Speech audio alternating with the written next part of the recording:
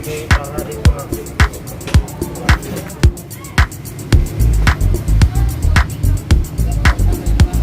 Mapagpalang araw ngayon guys. So Nissan Sentra ang ating client ngayon. So basic pointers pa rin. Turo natin sa inyo yung pinaka basic na timing sa kanyang dual overhead camshaft and then dual timing chain setup.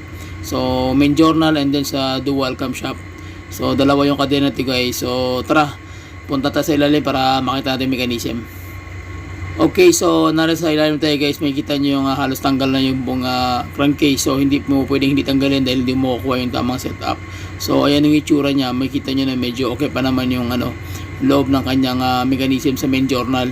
So makikita nyo nakasabit na yung tinatawag na chain na mismo sa may center bearing sprocket niya. So pinaka-tensioner yan na sprocket gear. Okay, so dyan nakasabit yung timing para sa main journal, and then siya yung mag-iikot naman doon sa timing ng camshaft. So tara, let's go. Okay, so nakabit na namin guys yung timing ng kanyang main journal. Okay, so hindi natin na-videohan yung pagkakayari, medyo na-busy tayo. So at least silipin natin yung pagkakayari nila.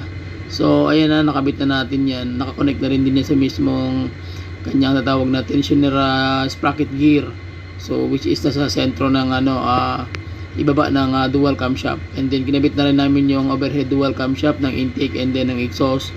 So mangyayari ngayon ay sisilipin na natin yung tamang setup niya. So hindi natin na-videohan pagkakabit-kabit, medyo na busy tayo guys. So basic pointers pa rin ang ating malaman natin ito. So hindi natin ma-videohan isa-isa, mahalaga maibahagi sa inyo yung konting tips, yung mga marking. Okay, so setup na natin yan. So ngayon makikita nyo, pinalawagan ko muna para makita talaga natin yung pagkakatira bago pahigpitan. So ayan so makita nyo ngayon guys yung marking nito sa kadena. Always yan na merong kulay, either yellow or black. So dito black yung kulay ng kadena, and then tatapat yan sa mismong kanyang mga tatawag na pointers o marking o yung mga butas. Okay, so makikita natin na yan. So makita mo sa left side is yung marking niya na kadena na black, and then may butas din. Ganon din sa right side guys, sa exhaust manifold, exhaust overhead camshaft. So may mga butas, and then pati rin sa pinatatawag natin na center tensioner sprocket gear. So same lang din sila guys. So hindi kayo malilito.